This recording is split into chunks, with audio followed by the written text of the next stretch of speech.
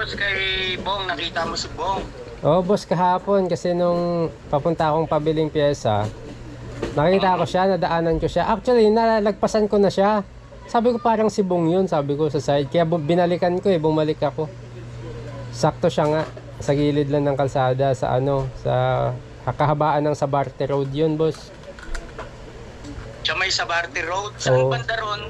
Sa may, malaking grocery, Masway siya. Yun yung alam kong pinaka-landmark lang. Kasi yun yung nakita kong nakita kong, kasi maraming puno kasi dun Puno, parang, parang, Ay, yung grocery na malaki yung parking? oo, yun. Pero sa kabila siya, sa kabila, bandang baba konti. Doon siya. So, kaya pala hindi na siya nakikita dito sa sa gawing Sampaguita. Oo, iba na yung niya. Pala, nag-iba siya ng lugar. Oo. Tatanong ko nga sa kanya, sabi ko sa kanya, dito ka ba? Sabi niya, balikan kita dyan kasi bibilang kita ng pagkain. Sabi ko, bilang ako pagkain. Okay lang, ayos lang ako. Sabi niya nga may pera ka pa? Sabi niya, oh, meron pa. 50 na lang to, sabi niya. Yun nga, iniisip ko nga, balikan ko kasi nga, yung pera ko pambiling pyesa Hindi ko alam, baka ma-short ako Ngayon, dito ka lang, balikan kita, sabi ko. Bibili ako pagkain. Pagbalik ko, wala na. May boss, baka may nabanggit ba siya sa iyo? Ano bang concern niya? Bakit nagawa niya yun? Napanood mo ba yung vlog na winasak niya yung bahay? Ay, hindi Ang last na napanood ko, yung sa police station, pero hindi ka natapos. Oo. Hindi kaya ako nagpasya ng ganun kasi nga, pambira yung pinagawa kong bahay sa kanya. Oo. Di ba yun yung pinaka-espesyal sa lahat ng bahay? Oo. Walang Diyo. Winarap, tinanggal yung mga bintana, yung mga jalousie, yung frame ng jalousie, di ba? Aluminum yun. Oo.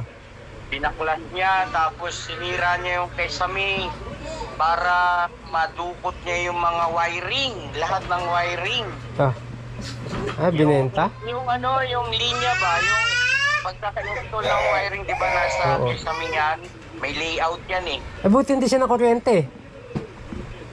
Inoff niya yung main switch, yung sa labas, kasi nasa labas yung yung pinaka-main na nakadugtong doon sa metro. Marunong no? So, napag-iisip nga rin ako kasi yung mga outlet, mga saksakan, yung switch, lahat yung baklas. Hindi kaya may kasama siya Parang merong parang merong kasama, no? Hindi ko naman siya kasi hindi rin naman nakita ni Ate Ninet Pero yung mga pagkakaputol ng wire, merong ginamit na may gamit talaga Oo. Kasi kung siya imposibleng di ba? Alam mo naman yung kapasidad ni Bong. Yes, so yun ang aking isa pa sa iniisip ngayon. Ang problema, hindi siya humaharap sa akin, hindi siya nakikipag-usap. Di ba nung mga nakaraan meron ng ginawang salaysay na nangangako siya na kapag inulit niya yung ganyan, kasi dati binenta yung mga pintuan naman. Napanood ko yun,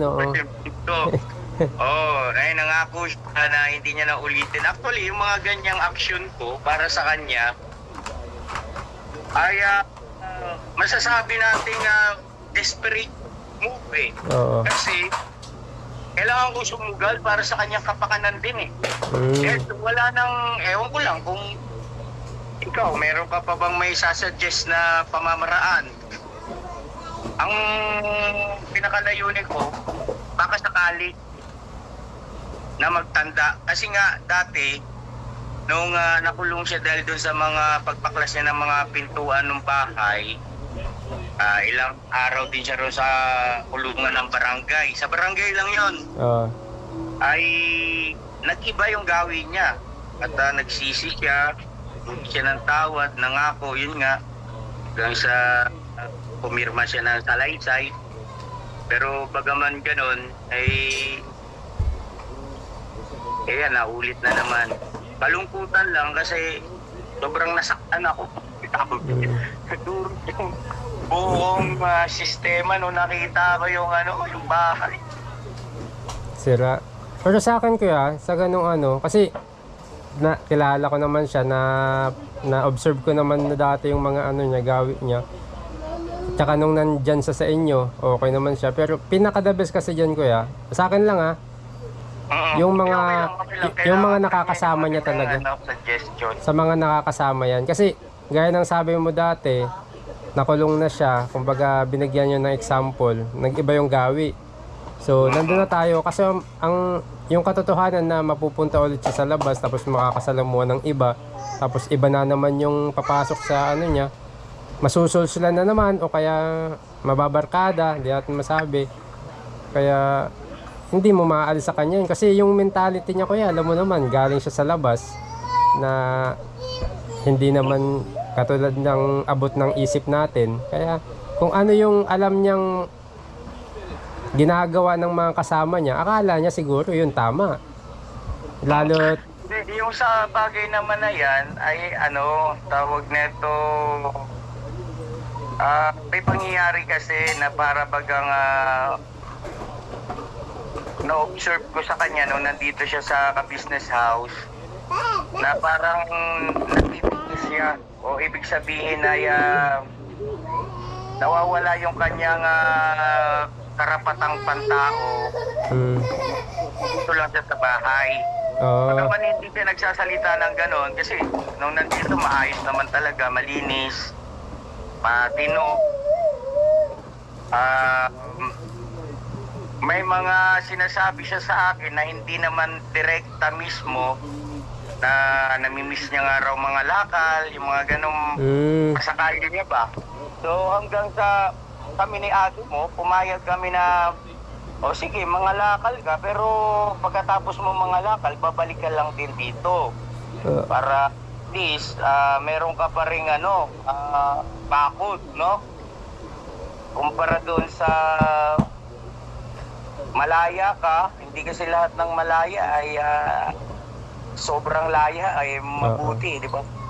Ngayon, pinayagan namin ang siste nga lang nung una, bumabalik, tapos sa katagalan, 2 araw na. Na hindi bumabalik ko, tapos sorry kuya, sorry, pasensya na, sige lang, ganyan. Tapos eto ngayon, tumagal na ng tumagal, na hindi bumabalik. Yung mga kasama niya, na binabanggit mo, muntik na nga ako mapaaway rin. No? May vlog ako na muntik na talaga kasi kainuman niya yun eh. Pero maayos na rin, inayos ko na rin yun.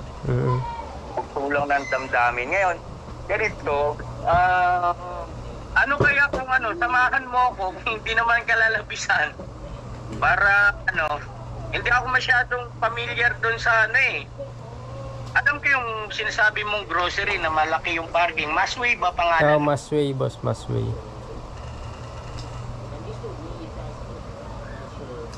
Isip natin kung bakante oras mo.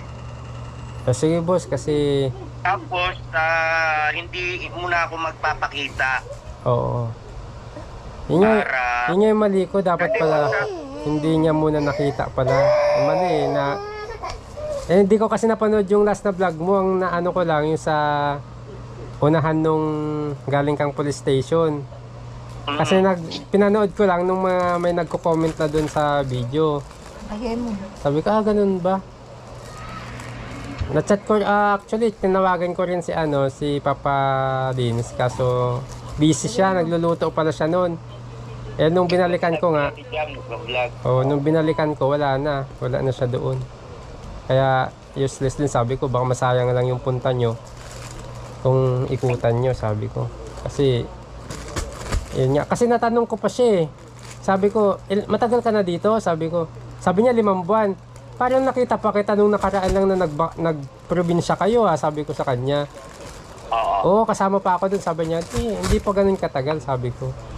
Kaya yun. Tour sa Leyte. Oo, sabi ko, kailan lang yun, di ba? Wala pa naman 5 buwan yun. Kaya sabi ko, sige, balikan kita dyan. Eh wala man, di ko na nakita pagbalik. Meron ba siyang nababanggit tungkol sa akin? Meron ba siyang hinanakit? Meron ba siyang, alam mo yun, sa loobin? Wala naman Okay kasi lang, sabi niya okay lang, sabi niya eh. Sabihin mo lahat dito, okay lang, walang problema kasi makakatulong sa akin yun. Kung paano ko ikakamada yung aking magiging approach. Kasi hindi naman ang pinakalayunin ko ay pinsalain siya eh, kundi masagip pa rin, yun pa rin ang aking Kasi alam mo naman, di ba, si Bong, kinasangkapan yan para sa kapakanan ng aking YouTube channel eh. Oo. Tuwing ano naman kasi... Hindi ko maintindihan eh. Sabi nila, for views lang daw. Hindi ko naman pinapanoorin nila eh. Basta yun ang upload ko. Kaya lang, problema lang, ay kadating talaga kay Bong, mataas ang views kumpara sa ibang vlog. Anyway, nasa viewer naman yun eh. Hindi na natin wala tayong control doon. Sa akin lang ay bagaman ganun ang iniisip ng iba, pero yung sa puso naming alam mo yun, hindi ko siya basta may dahil malaki ang kinalaman niya patungkol sa ka-business official eh. Alam mo yan eh. Di ba? Kaya minsan nagmumukha akong tanga. Pero nilalaban ko pa rin. Ang mahalaga sa akin kung ano yung nararamdaman ko para sa ikabubuti niya. Wala namang problema dyan sa mga komento ng iba. Importante tayo, di ba? Alam natin sarili natin. Baka natakot, kaya baka napanood niya yung vlog mo. Kaya umiwas na dyan. Kaya ko talagang takutin siya. Pero hindi ko naman ina-expect na magpapalayo. Kasi malayo na yun, iba na yung ruta niya eh. Sa Barte na eh. Pero sabi naman niya, di ba nangangalakal siya dati? Baka napandaan lang. Pero nakita ko kasi pahiga siya sa sa gutter. May dala siyang damit na isa. Saan daw siya natutulog? Hindi, nung tinanong ko kasi siya, magpapahinga pa lang siya doon sa maglalatag siya ng sa may dala siyang isang damit, ilalatag niya doon sa gilid ng gutter. Sabi ko nga, doon ka, wag dito kasi nga maliit lang yung semento, doon ka na lang sa gilid doon at babalikan kita mamaya, sabi ko. Yun nga, nung pagbili ko ng pyesa, wala na siya. Meron bang nabanggit sa kanya, ay may nabanggit ba siya sa iyo na medyo sensitibo? Okay lang, pakiano mo na lang dito. Wala naman boss eh. Lahat. Kasi yung reaction niya, tinanong mo ba siya na bakit ka umalis, mga ganun ba? Wala naman kasi lagi niya sinasabi, okay lang, ganun lang lagi, ganun lang lagi yung sagot sa akin. Okay lang ako. Kila kuya, okay lang. Ganun lagi yung sagot niya. Kailangan naman si Bong parang kumain ka na, okay lang. May pera ka ba? Hindi, ayos lang ako. Ganun lagi yung niya. Kaya sabi ko nga, alam ba nila kuya? Dapat alam nila kuya to kasi para at least nag-aalala sila. Hindi, okay lang, ayos lang. Ganun siya lagi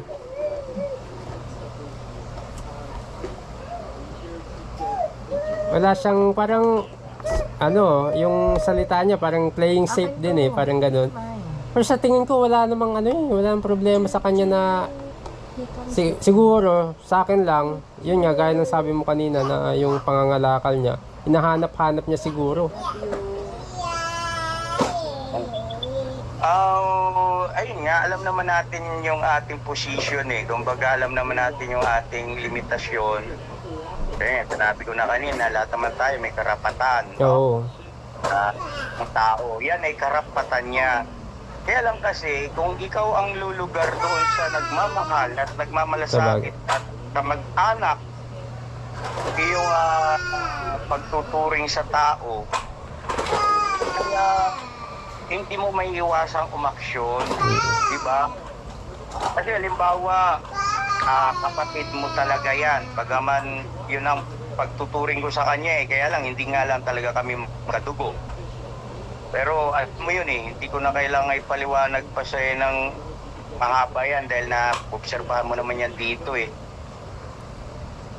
Ano gagawin natin? Diba, bilang kapamilya? Pahayaan na lang. Kasi ganito may mga technicalities kasi dyan na yung sa legal aspects. Unang-una, yung bahay ay talaga sa kanya yun. Diba? Marami ng mga vlog na nagdaan na yun talaga pinatutunayan ako mismo na yun ay binigay ko na sa kanya. Wala namang pagtatalo ron Kanya na nga yun At andun yung katotohanan na alam rin naman namin na siyang may karapatan kung anong gusto niyang gawin doon sa bahay dahil naibigay na sa kanya na yun di ba? Oo. Kanya lang kasi kung ikaw ka mag-anak na nasa matinong kaisipan at ganun ang ginagawa ng iyong mahal sa buhay, pahayaan mo lang. Yun doon kasi mag-ano yan. Walang question doon sa sa pagdating sa usaping karapatan ni Bong yun. Kasi kanya na yun. Walang question doon Alam naman natin yun Kanya naman na talaga yun Kaya lang bilang kuya nga Halimbawa ikaw, kuya ka, yung kapatid mo ganun ang ginawa ron sa binigay mong bahay. Dahil nga alam mo, dilatang mata mo na ang dahilan ay yung bisyo. May pinagbabawal na gamot, malabis na pag-inom ng alak. Hayaan mo lang hanggang sa kalbuhin niya yon hanggang sa bahala ka sa'yo naman na yan Di ba? Pagka ganun, walang malasakit. Di ba?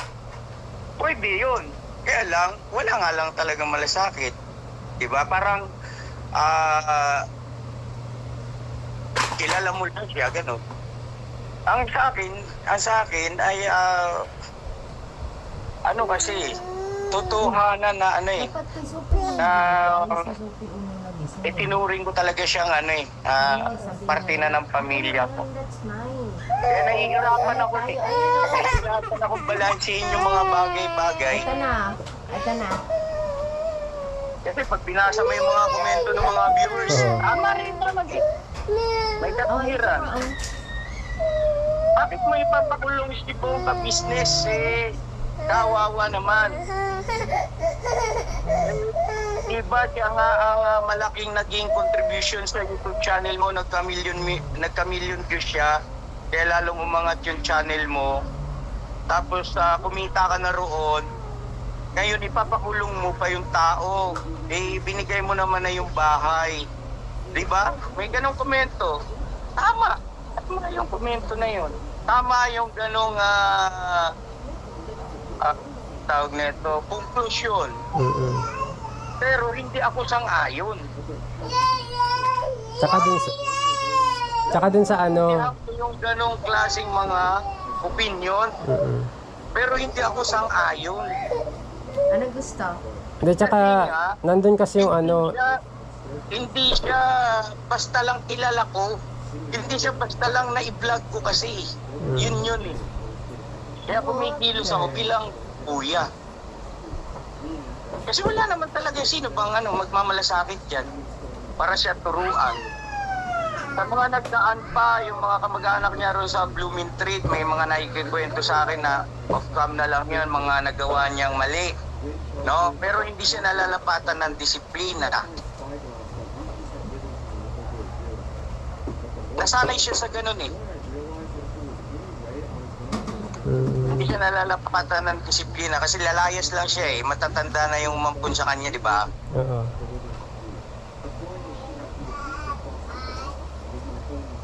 So ngayon, suntok sa buwan ito. Pero sige lang. As long as nararamdaman ko sa puso ko na yun ang gustong gagawin ko. Hanggang ganon. Pero pagka ayaw ko lang magbuhat ng bangko na para bagang ang bait-bait mo naman ka-business, hindi. Yun lang yung pakiramdam ko, yun lang yung nararamdaman ko. Ngayon, pag halimbawa dumating sa punto na ayaw na ng puso ko, at least ginawa ko lahat. Wala akong regrets maging sa sarili ko, di ba? Oo. Yun kasi unang-una, ikaw yung niyan ikaw nakakaramdam niyan ikaw magdadala niyan. May nangyari sa kanya, sino kaso sa kanya, yung mga nagkukomento ng gano'n, bagaman na totoo at tama rin naman yung kanilang opinion, kaya nga lang, inuulit ko, hindi ako sang-ayon.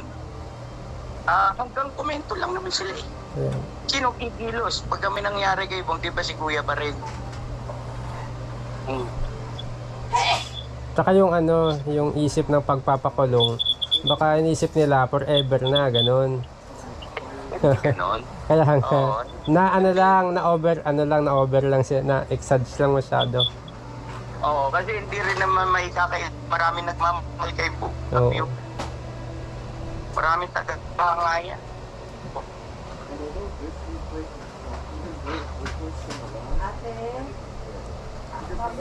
Ikot, nakakahiya naman sa'yo.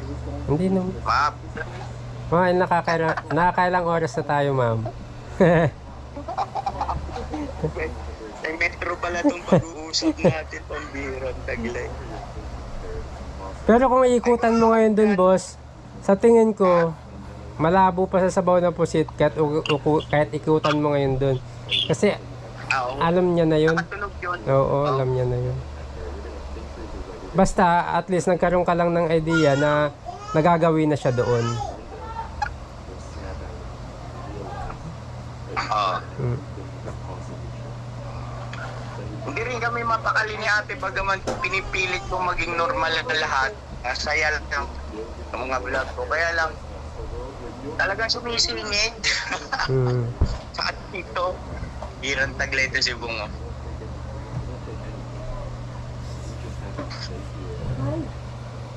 Kasi hindi mo pwedeng i-chapera o isang tabi yung mga moments na ang lambing niya kay kuya, di ba, kay ate. Talagang andun yung pagpapakita niya ng, alam mo yun?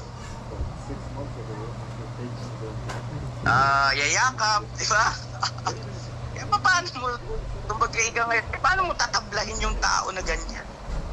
Kaya nga. Tapos may kinalaman pa kung bakit ganito sitwasyon ko sa YouTube. Di ba? Kasi ang opinion ng iba, hayaan mo na lang siya. Wala nang pag-asa yan, hindi na mababago ang buhay niya naman yan eh. Nagagawa mo na lahat. Yun nga rin ang sabi ko sa sarili ko eh. Nagawa ko na lahat. Eh kaya lang ngayon na nandito na sa ganitong sitwasyon, kaya na naman. Pakiramdam ko meron pa rin na parang gusto kong subukan na hindi ko pa nagagawa. Alam mo yun, di ba? Natsa-challenge ako eh. At the same time, ukaw na yan. Tsaka ano, hindi pa naman huli ang lahat. Ikaw pa, kaya mo yan? At saka ano, tawag nito, ako matibay ang pananampalataya ko na kapag hindi alaman langit, wala namang imposible. Di ba? At saka ako, hindi ko ginadget si Bong. Dahil lang tayo merong mga mali sa buhay, di ba? Ang gusto ko lang sa kanya, maalis siya sa ganyang sistema. Kasi nakakatakot, pagka halimbawa, tulad niyan, meron na tayong isipan tuloy ngayon na baka may kasama siya. Kasi yung ginamit sa pagkat ng mga wire, gamit ng marunong eh. Di ba? Eh paano kung utu-utuin yan at mag-akyat bahay yan? Ayun lang. At madali yan, di ba? Ngayon, okay lang kasi sa bahay niya mismo ginawa. Eh paano kung sa ibang bahay na? Yan mahirap dun.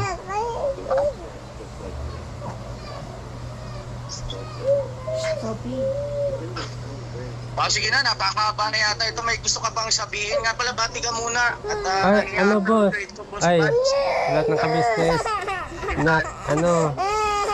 Sa tumiyak si baby. Baka ikay madali. Oo. Patingin daw. Ito. Ay, hindi. Baka maano yung algorithm. Si baby ba siya? Oo, may iyak. Ayan. Tagalan pa man pag boss, pag... Ha? Kumusta kayo dyan? Okay naman, boss. Basta pag sakaling masilayan ko ulit ang kanyang bunbunan, ano kita? sabihan kita. Hindi ko kasi expected na ano, ganun na yung sitwasyon niya na ano. Ang alam ko lang, hinahanap mo siya. Kaya wala rin naman sa isip ko na dapat pala hindi pa ako nagpakita, ganun, or ano. Okay lang yun. Wala ka namang naging, hindi ka nga mali. Wala naman. Oo. Okay. Kasi at least nagkaroon ako ng info na doon pala sa area na yun. Oo, diba? nandun siya. So, At nagkaroon tayo ng info na talagang tumidistansya siya rito sa Sampaguita. oo. Kasi malayo-layo na rin yun eh. Ibang ano na, Quezon City na, di ba? ibang area na. So, pag ano boss, papasyal pala ako dyan, yung ano ko ni Paps, na ano lang ako. Nakachat ko na si Paps. Mali. Nakachat ko na si Oo. Paps, oo. Anytime. Okay. Kunin mo na dito. Oo. Kasi para mapakinabangan at saka hindi dumudumi lang eh. Parang i-create na ng ano ba, amag. Oo, sige boss. Ingat boss ya, ingat. Salamat Oo. Salamat na marami. Ingat. Salamat sa info. Salamat boss. Oo. Bye-bye boss, salamat.